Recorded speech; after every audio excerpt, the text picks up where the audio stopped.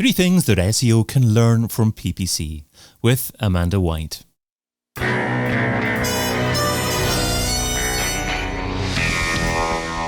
In Search SEO podcast is brought to you by Rank Ranger, the all-in-one SEO platform that helps scale your business through data and analytics. Hey, it's David. What, if anything, can SEO learn from PPC? That's what we're exploring today with a lady who loves to surf the waves just as much as surfing the web. She's been working between SEO and PPC since 2010, and 3 years ago she set up her own SEO and PPC consultancy. A warm welcome to the In Search SEO podcast, Amanda White. Hi David, thanks for having me on. Hey Amanda, thanks so much for coming on. Well, you can find Amanda over at amandawhitedigital.co.uk. So Amanda, why should SEO and PPC be friends?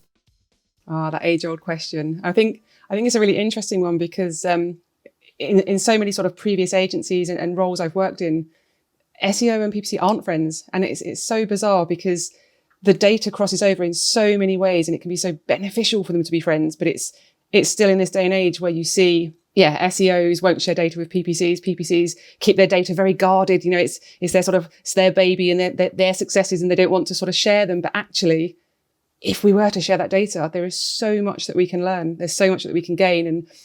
And when you think about it, the bottom line is the return on investment. And if that comes from SEO or from PPC or both, we have to think of that client and that bottom line for them and work together to make them be friends. So what's the optimum setup? Is it SEOs and PPC experts sitting on the same table together, just contemplating what they're doing and maybe building strategies together? Or is it enough to maybe just meet up once a week or so? Yeah, I mean, I think it's very different for different brands. So, you know, some agencies will have, they will solely do the SEO, and then a completely different marketing agency might look after the PPC. So, you know, it can't always be that you're in the same room, in the same building, working side by side, listening into sort of conversations and jumping in. But as long as you've got that meeting up of the two minds, whether that's a weekly call or a monthly call or, you know, face to face, however you want to do it, and you sort of share your ideas, those ideas coming together can fuel more ideas and make both sides more successful. So I definitely think there needs to be conversations, even if they can't happen in the same building. You know, with the powers of technology now, you know, someone could be in Scotland, someone could be in Cornwall, and we can collaborate, you know, really well. Someone could be in Scotland, someone could be in New Zealand. You never know. It works so well globally now. I remember having conversations with people 10 years ago on Skype and there was such a lag. But nowadays it's so instantaneous. You almost feel as if you're in the next room together. Absolutely. Anyway, today you're sharing three things that SEO can learn from PPC. So starting off with number one, use PPC to generate SEO content ideas. Yeah, so this is one of my favourites for feeding SEO really. So I've got a really good example. I've worked with, it's quite a niche topic, an equine client. So, I mean, I'm not horsey myself, so I don't know sort of the ins and outs. And there was a particular topic that was generating, you know, some interesting SEO traffic. And that topic was called EGUS, which is equine gastric ulcer syndrome. You know, I know nothing about this. So we decided we're going to do a top of the funnel campaign on PPC that literally just uses broad match targeting on what is EGUS. And then using all that data, Google starts to throw back queries around that. So what is it? How is it? Why is it? When is it? You know, what causes it? Does this cause it? And then from that data, we were starting to see a ton of research on who, what, where, when, whys and hows all around this topic that we hadn't even thought about. We hadn't even scratched the surface on. And it turns out that there's a lot of people out there searching for a lot of subjects around this one main topic.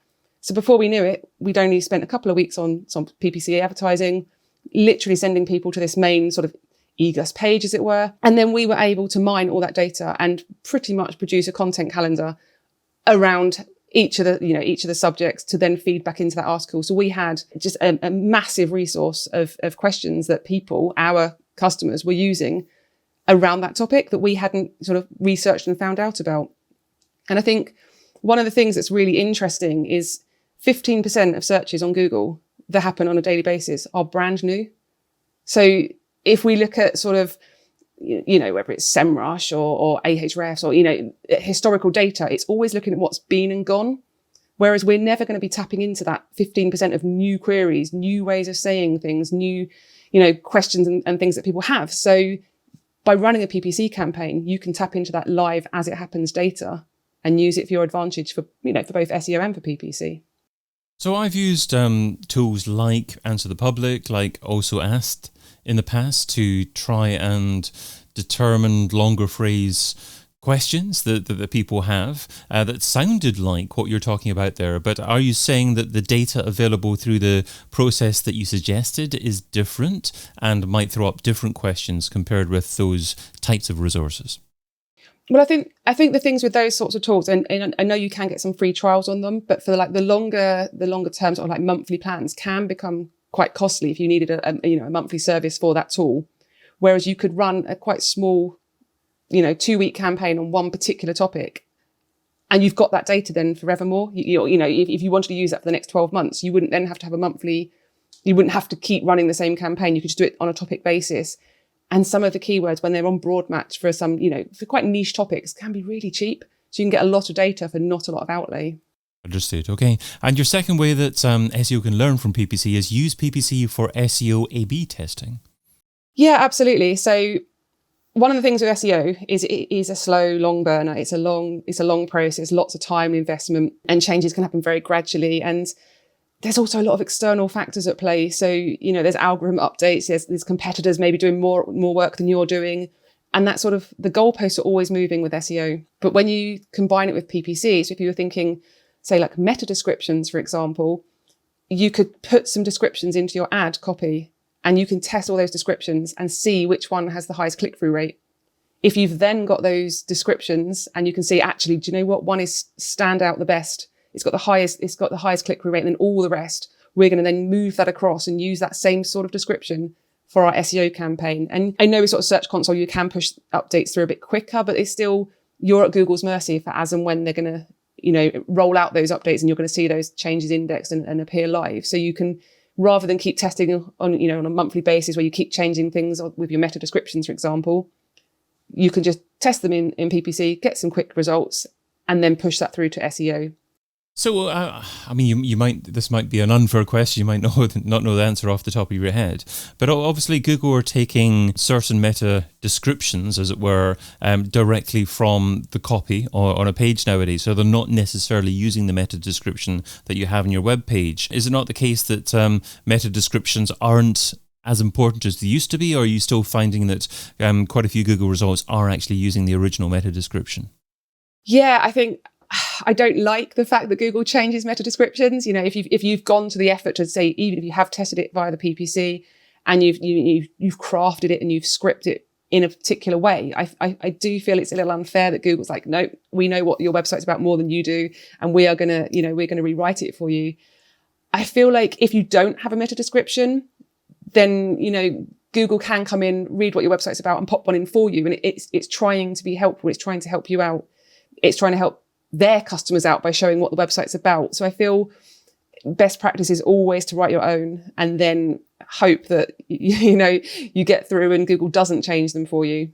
And I guess at the end of the day, Google are looking for the highest click-through rates possible, even to your site organically. And the reason that they're changing things is they think that it's a more relevant meta description and they're going to get a higher click-through rate. So if you do, through your PPC testing, come across a meta description that you think will be much more relevant and result in a higher click-through rate, then I guess Google might at least test it and be more likely to retain it if it does produce that. Yeah, I'd like to think so. I mean, there's always that issue with, we were just saying, does SEO and PPC, are they friends? Do they talk to each other? And there is definitely that element of, does the PPC side of Google talk to the SEO side of Google? If things you do in PPC, do they reflect what happens in SEO? So if they can see that data in the PPC side, we can analyze, everything for our clients or for our own websites. We can really drill home, there's the minutest intricacies. Whereas, do we think Google's doing that? I'm not so sure if they're crossing over the paths. And the third thing that SEO can learn from PPC is to use PPC data to create personas for SEO content. Yeah, so I really like this one. So when we think about SEO content, we quite often have an audience in mind. We quite often, you'll generate your personas for your brand so that you know who you're talking to. Quite often in marketing, you'll say, if you're marketing to everybody, you're marketing to nobody. So you need to know who you're talking to. And with all the will in the world, we can do data and research and surveys, and we can try to work out who we think are our target audience and who we're trying to talk to. But if you're running PPC campaigns, you actually have that data pretty much right there. There's affinity audiences and in-market audiences. So you can literally see, which brackets have got the most conversions on them. So you can say, actually, it was the homeowners that were reading our content more than, the married couples. Or you can really start finding out who is engaging most and who is converting most on your content. So then you can write for that specific audience. So that data's all there. So it's worth tapping into. I love that. And if you were perhaps starting for a client for the first time, and you've established through their PPC campaign who their ideal persona is, and you've realized that actually a lot of the content on the website doesn't really speak directly to them, how would you go about prioritizing which content on their site to alter first if they've got hundreds of pages on their site, if not thousands? Yeah, I mean, I'd firstly have a look at their data. So whether that's in Google Analytics or Google Search Console, and just see which ones are driving the most traffic. So I would try to look at, okay, so if they're getting traffic and we were to make them better, could they generate more traffic? So I'd start by looking at the data that we've already got to hand for those clients. There is always that sort of concern that if they're already driving traffic and then you change it, does that then detract away? So, you want to be careful that you're not going completely off piste. But yeah, I think starting with that data point and sort of categorizing them by sort of the top 10% to start with and use them as a test case study. And if they improve even more, then go to the next 10% and so forth. Great. Okay. And you tend to aim the whole site at an individual persona, do you? Or is it possible and reasonable to have multiple personas on the same website? Yeah, I think it's absolutely possible to have multiple personas. So I always use examples around shoes. I love shoes. I love buying shoes. But if you were to think of like a sports shop sort of website where they've got, a very different demographic between the women's shoes and the men's shoes, or a very different sort of exercise equipment. So like women's sports bras, which obviously doesn't really relate to men. So I think having those two personas where you're really targeting a very different audience with the different content for different sections, I think, yeah, absolutely, you can have multiple personas. Superb. Okay, well, let's finish off with the Pareto pickle. So Pareto says that you can get 80% of your results from 20% of your efforts. What's one SEO activity that you would recommend that provides incredible results for modest levels of effort? Okay, so I had to think long and hard about this one, and thinking with SEO, a lot of sort of businesses have been doing it for a long time, and everyone sort of knows about the backlink building and content. So it's like, okay, what do people forget all the time that's actually like really, really juicy? And I'm going to go back to a really obvious one and say for image alt tags. So the amount of times I'll do a full audit of a site and they literally haven't put anything against any of their images. And I think it's a lengthy process. It takes a bit of time to describe each image. But actually for image search, it's a sort of an untapped market. If you're not competitive there, people do go to images to sort of, especially with brands, look for products, look for ideas, look for recipes, these sort of things.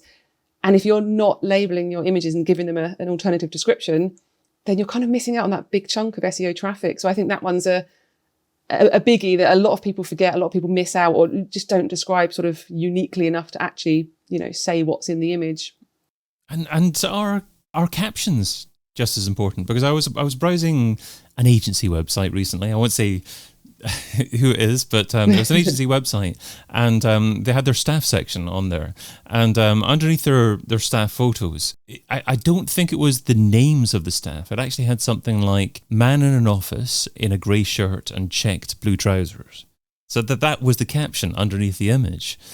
So I guess those are the sort of descriptions that you use for alt tags or alt attributes, I guess I should say as well. But would that kind of solution, that kind of phraseology, be just as important for captions as it is for alt attributes? Yeah, I mean, I think when you go back to like the original reason for the alt attributions, it is for screen readers and for people that are visually impaired to understand what is on a website. So I feel like if you've got the alt tag there and you are visually impaired and you are using that screen reader technology to tell you what's in the website, I don't know necessarily if you need the description, sort of the caption as well, because, if you can see, you can see the picture. If you can't, you've got the alt tag. So yeah, do you need that? Is that kind of like an SEO tactic where you're trying to get the keywords in there multiple times? So yeah, I probably would say I wouldn't go for the description as well if you've got the alt tag. And yeah, I wouldn't, like man in a suit, that's probably, not going to get you too many gains. But yeah, if it's... Maybe that's their sense of humour, yes.